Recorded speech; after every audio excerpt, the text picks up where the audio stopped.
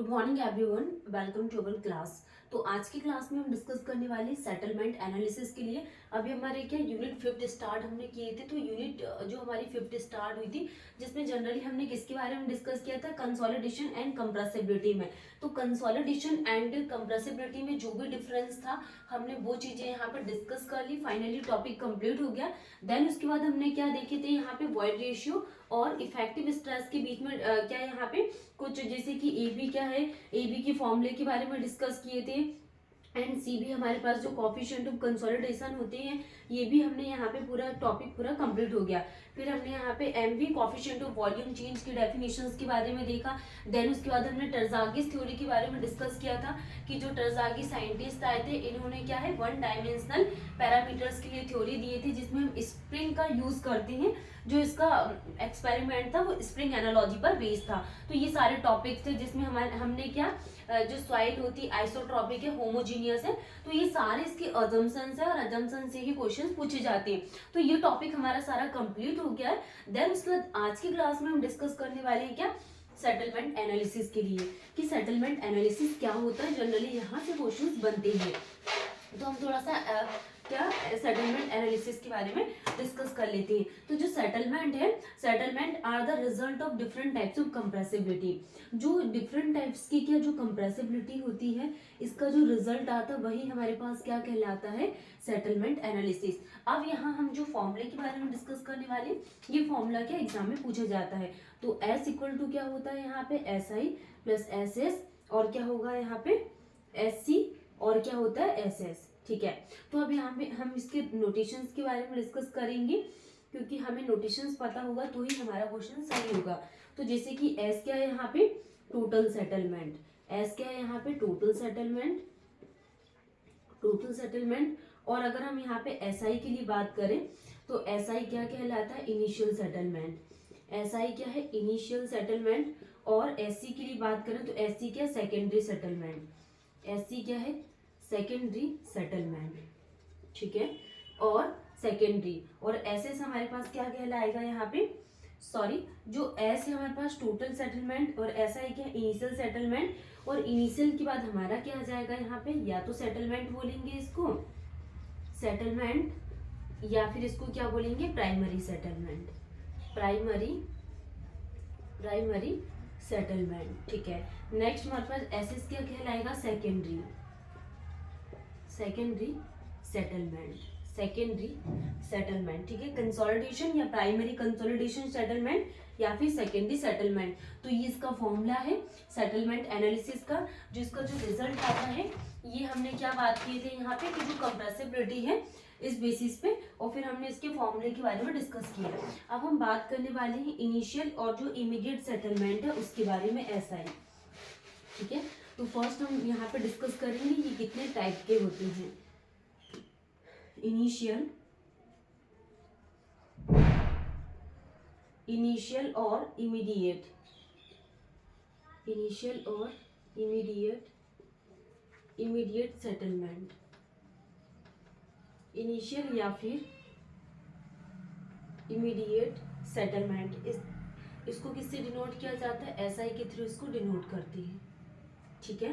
तो अगर हम बात करें यहाँ पे ये कितने टाइप का होता है, फर्स्ट हमारे पास क्या आ जाएगा, कोहेजन लेस, इसको हम राइट पेन से लिखेंगे, cohesion less soil, cohesion less soil. और सेकंड क्या आ जाएगा, कोहेसिव सॉइल, कोहेसिव सॉइल। ठीक है। तो ये पैरामीटर्स है जो आपको ध्यान रखना है। अब हम यहाँ पे ये बात करेंगे कि जो कोहेजन लेस सॉइल है ये किसके लिए सूटेबल है, और कोहेसिव सॉइल किसके लिए सूटेबल है। तो cohesion less soil generally sand के लिए सूटेबल है, ये डायरेक्टली क्वेश्चन पूछ लेंगे। एंड जो कोहेसिव सॉइल है ये जनरली क्ले के लिए सूटेबल है, किसके लिए, क्ले के लिए सूटेबल है। तो ये पॉइंट्स है जो आपको ध्यान रखना है, एंड उसमें कुछ फॉर्मूलेज हैं। अब हम यहाँ पे बात करने वाले हैं, जैसे हमने कोहेजन लेस सॉइल के बारे में डिस्कस किया कि ये जो कोहेजन लेस सॉइल है जनरली सैंड में अकर करती, and cohesive soil generally clay के लिए अकर करती। अगर हम यहाँ पे कोहेजन लेस सॉइल के लिए बात करें तो ये क्या है, इमीडिएट अकर करती है, इमीडिएट अकर होती है। क्यों? Immediate occur due to compression, immediate occur होती क्यों? ड्यू टू कंप्रेशन के कारण and expulsion of pore air. और क्या होता है? Expulsion of pore air from soil mass, expulsion of pore air due to soil mass, ठीक है। अगर हम बात करें कंटेनर है, इसमें क्या सॉइल फिलअप है, और अगर हम इसको कंप्रेस करते जाएंगे तो ऑब्वियसली क्या होगा, यहाँ से इसका एयर का रिमूवल होगा। तो वही प्रोसेस है कि क्या होती, इमीडिएट अकर कर जाती है कोहेजन लेस सॉइल में, इमीडिएट सेटलमेंट, वो भी क्यों? कंप्रेशन के कारण। और जो पोर एयर्स हैं, इसमें से एयर्स का क्या हो जाता, रिमूवल हो जाता है। तो एयर का क्या हो जाता, रिमूवल हो जाता। तो यही प्रोसेस हमारे पास क्या कहलाती है, इमीडिएट सेटलमेंट। तो हमने क्या डिस्कस किया यहाँ पे कि immediate occur due to compression and expansion of pore air due to soil mass. Next हम बात करें यहाँ पे इन कोहेजन लेस सॉइल, मतलब कि बड़े साइज के पार्टिकल्स में जो इनिशियल सेटलमेंट किसके थ्रू हम यहाँ पे डिटरमाइन करते हैं, initial settlement determine due to क्या, कौन से एपरेटस का यूज करेंगे हम यहाँ पे, यूजिंग स्टैंडर्ड पेनिट्रेशन टेस्ट। किसका यूज करते हैं? स्टैंडर्ड पेनिट्रेशन टेस्ट का यूज करेंगे। स्टैंडर्ड पेनिट्रेशन टेस्ट एसपीटी का हम यहाँ पे यूज करेंगे इनिशियल सेटलमेंट को डिटरमाइन करने के लिए। अब इसमें एक फॉर्मूला है, वो हम यहाँ पे डिस्कस कर लेते हैं। नेक्स्ट हम यहाँ पे पहले ये डिस्कस कर लेते हैं कि कोहेसिव सॉइल में जनरली सेटलमेंट क्या करता है। अगर हम यहाँ पे कोहेसिव सॉइल के लिए बात करें तो इन कोहेसिव सॉइल में क्या होता है, जनरली इनिशियल सेटलमेंट, जो इनिशियल सेटलमेंट है कोहेसिव सॉइल में, initial settlement considered to be elastic. कैसा कंसीडर करते हैं? Considered to be elastic settlement. इसमें इलास्टिक सेटलमेंट होता है। और इसमें ये जो इनिशियल सेटलमेंट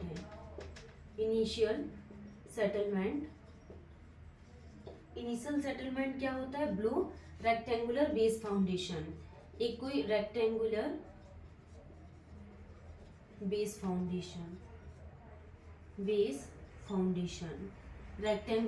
फाउंडेशन में ये जनरली क्या होता है, अगर करता है। तो कोहेसिव सॉइल के लिए क्या फॉर्मूला होता है, initial settlement SI equal to क्या आ जाएगा, QB, और क्या आ जाएगा यहाँ पे 1 माइनस म्यू स्क्वायर, और क्या आ जाएगा यहाँ पे E, और ये क्या आ जाएगा IT। तो अगर हम बात करें Q क्या है, uniform pressure at the base of foundation. Q क्या है, यूनिफॉर्म प्रेशर, ये क्या, uniform pressure at the base of foundation, ठीक है, at the base of foundation Q। और B क्या, लीस्ट लेटरल डायमेंशन ऑफ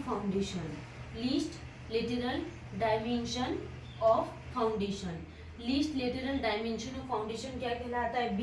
और म्यू क्या है, पॉइजन रेशियो ऑफ सॉइल मास। तो इसके कुछ पैरामीटर्स हैं जो आपको ध्यान रखना है। ये इसका फॉर्मूला हो गया, initial settlement equal to QB 1 minus mu square IT, और IT क्या होता है वो अभी हम डिस्कस कर लेंगे, and E is the young modulus. अब हम यहाँ पे कोहेजन लेस सॉइल का फॉर्मूला देखेंगे। नेक्स्ट पैरामीटर हम बात करने वाले हैं, कोहेजन लेस सॉइल को जनरली सैंड के लिए कंसीडर करते हैं।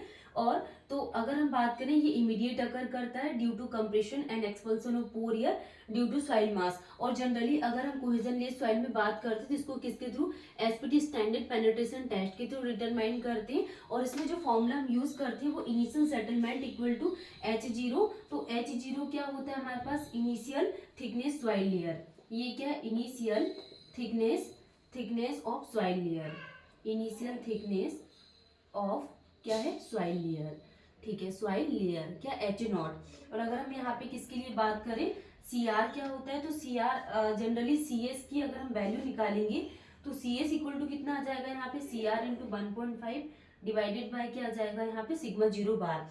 तो जो CR होता है वो स्टैटिक कोन रेजिस्टेंस वैल्यू और ये किस में रहती है, किलो न्यूटन पर स्क्वायर मीटर में, एंड 1.5 सिग्मा जीरो बार। अब हम यहाँ पे इसके सैम्पल्स के लिए बात करेंगे कि सी एस क्या होता है, लॉग 10 एंड सिग्मा 1 बार। तो जो सिग्मा जीरो बार है ये क्या रहता है, initial effective overburden pressure, initial effective overburden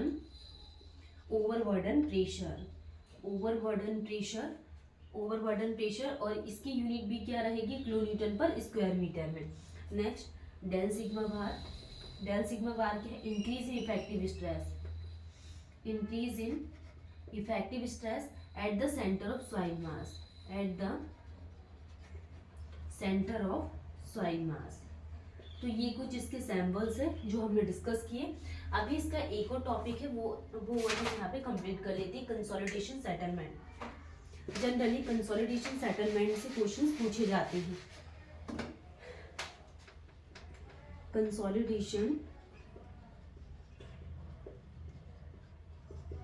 consolidation settlement, तो कंसोलिडेशन सेटलमेंट क्या होता है, settlement occur due to expansion of pore water pressure.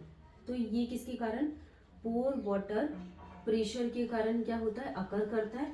और इसका फॉर्मूला क्या आ जाएगा यहाँ पे, डेल एच इक्वल टू क्या आ जाएगा, एच नोट एम बी और डेल सिग्मा बार। ये आपको फॉर्मूला ध्यान रखना है। एंड जो फाइनल जो डेफिनेशंस निकल कर आती है वो एक thickness layer C divided by क्या आ जाएगा यहाँ पे 1 plus pore void ratio log initial effective stress और इफेक्टिव स्ट्रेस।